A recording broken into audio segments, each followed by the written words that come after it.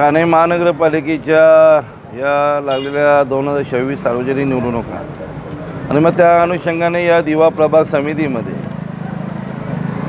महायुतीचे आमचे उमेदवार बाबाजी शेठ पाटील, अर्चनाताई पाटील आणि वेदिका पाटील या 3 उमेदवार या 29 प्रभागामध्ये उमेदवार आहेत. 2 शिवसेना पक्ष, 1 भारतीय जनता पार्टी, म्हणजे 2 धनुष्य आणि 1 कमल.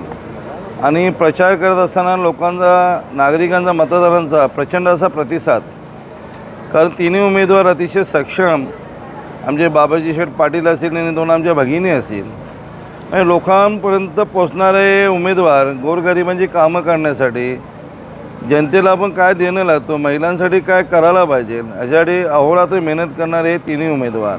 हे बघा, आमच्या आदरणीय नेते नेहमी म्हणत असतात, विरोधकांची चर्चा करण्यापेक्षा आम्हाला लोकांना काय द्यायचं आहे, आम्हाला विकासाचा मुद्दा घेऊन जायचा आहे. विकासाची कामं जी केलेली आहेत आदरणीय नेते मंडळीने आणि आम्ही, हीच आम्हाला लोकांपर्यंत घेऊन जायचं आहे. लोक काय करतात ज्याकडे लक्ष न लावता, कारण तो विरोधकांचं काम आहे, लोकांना त्याच्यात इंटरेस्ट नाही. लोकांना कोण कामं करतो त्याच्यात इंटरेस्ट आहे.